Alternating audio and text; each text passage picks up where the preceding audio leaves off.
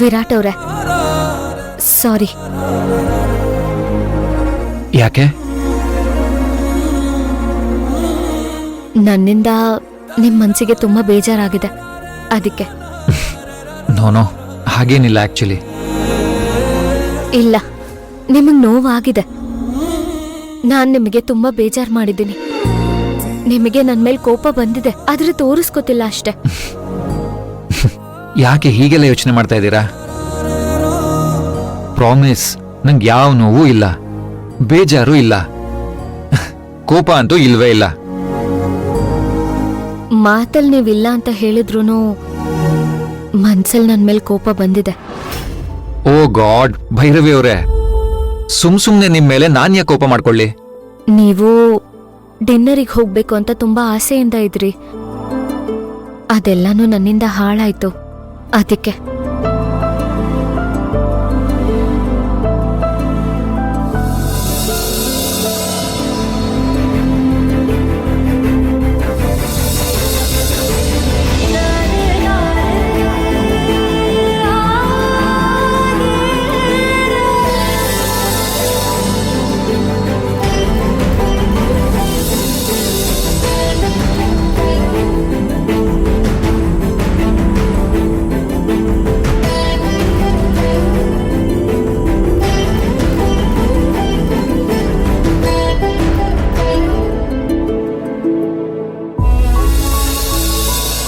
ಭೈರವಿ ಅವರೇ, ನಿಮ್ಮ ಮೇಲೆ ಪ್ರಮಾಣ ಮಾಡಿ ಹೇಳ್ತಾ ಇದ್ದೀನಿ, ನಂಗೆ ನಿಜವಾಗ್ಲೂ ನಿಮ್ಮ ಮೇಲೆ ಕೋಪ ಇಲ್ಲ.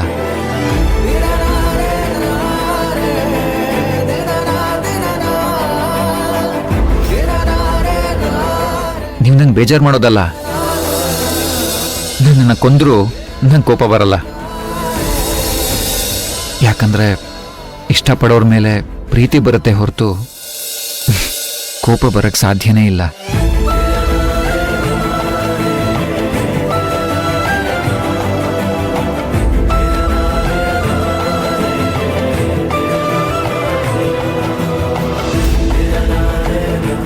ನಾನು ಮತ್ತೆ ಹೇಳ್ತಾ ಇದ್ದೀನಿ, ನಿಮ್ಮನ್ನ ನಾನು ಪ್ರಾಣಕ್ಕಿಂತ ಹೆಚ್ಚಾಗಿ ಪ್ರೀತಿ ಮಾಡ್ತಾ ಇದ್ದೀನಿ.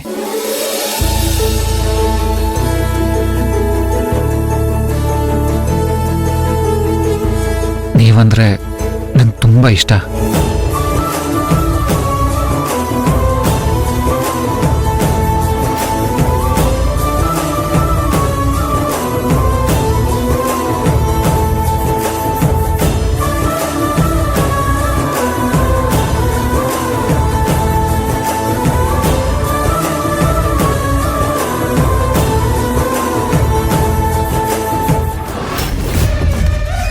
ಇಲ್ಲೇನ್ ನಡೀತಾ ಇದೆ? ಡಿನ್ನರಿಗೆ ಹೋದ್ರೆ ಇವರಿಬ್ರು ಕ್ಲೋಸ್ ಆಗ್ತಾರೆ ಅಂತ ನಾನು ಅನ್ಕೊಂಡ್ರೆ ಅದು ಕ್ಯಾನ್ಸಲ್ ಆಗಿದ್ದು ಇವರಿಬ್ರಿಗೂ ಒಳ್ಳೇದಾಗೋಯ್ತಾ? ನಾನು ಇವರಿಬ್ರನ್ನ ದೂರ ಮಾಡಬೇಕು ಅನ್ಕೊಂಡಷ್ಟು ಇವರಿಬ್ರು ಮಧ್ಯೆ ಲವ್ ರೊಮ್ಯಾನ್ಸ್ ಇನ್ನೂ ಜಾಸ್ತಿ ಆಗ್ತಾ ಇದೆಯಲ್ಲ. ಈ ಕರ್ಮ ನೋಡೋ ಬದಲು ಇವರಿಬ್ರು ಡಿನ್ನರ್ಗೆ ಹೋಗಿದ್ರೇನೆ ಎಷ್ಟೋ ಚೆನ್ನಾಗಿರ್ತಿತ್ತು. ಛೇ. ಗೀತಾ, ಗೀತಾ, ಗೀತಾ, ಏ ಗೀತಾ, ಎಲ್ಲಿ ಹಾಳಾಗ್ ಹೋದ್ಲು? ಹೇಳಿ ಅಮ್ಮವ್ರೆ. ದೇವ್ರ ಮನೆಯಲ್ಲಿ ಗಣಪತಿ ವಿಗ್ರಹ ಇಟ್ಟಿದ್ನಲ್ಲ, ಅದೆಲ್ಲೇ ಹೋಯ್ತು? ಅಯ್ಯೋ, ನಂಗೇನು ಗೊತ್ತಿಲ್ಲ ಅಮ್ಮವ್ರೆ. ನಿನಗೆ ಗೊತ್ತಿಲ್ಲ, ಇನ್ ಯಾರಿಗೆ ಗೊತ್ತಿರುತ್ತೆ? ನೀನೇ ತಾನೇ ದೇವ್ರ ಮನೆ ಶುದ್ಧಿ ಮಾಡಿ ಪೂಜೆಗೆಲ್ಲ ವ್ಯವಸ್ಥೆ ಮಾಡಿದ್ದು? ಇಲ್ಲ ಅಮ್ಮವ್ರೆ, ಭವಾನಿ ಮೇಡಮ್ ಅವ್ರು ಮಾಡಿದ್ದಿವತ್ತು. ಏನು ಭವಾನಿ ಮಾಡಿದ್ಲಾ? ಹ್ಞೂ ಅಮ್ಮವ್ರೆ. ಏ ಭವಾನಿ,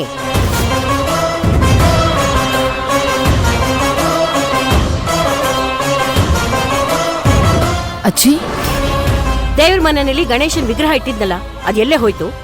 ನನಗೆ ಗೊತ್ತಿಲ್ಲ ಅಜ್ಜಿ, ನಾನು ನೋಡಿಲ್ಲ. ನೀನ್ ನೋಡಿಲ್ಲ ಅಂದ್ರೆ ಏನೇ ಅರ್ಥ? ನೀನೇ ತಾನೇ ಇವತ್ತು ದೇವ್ರ ಮನೆ ಶುದ್ಧಿ ಮಾಡಿ ಪೂಜೆಗೆ ವ್ಯವಸ್ಥೆ ಮಾಡಿದ್ದು. ಹೌದು, ಆದ್ರೆ ನಾನ್ ವಿಗ್ರಹನ್ ಗಮನಿಸಿಲ್ಲ. ಸುಳ್ಳು ಹೇಳ್ಬೇಡ. ನಿನಗ್ ಯಾರೇ ದೇವ್ರ ಮನೆ ಕಾಲಿಡು ಅಂತ ಹೇಳಿದ್ದು?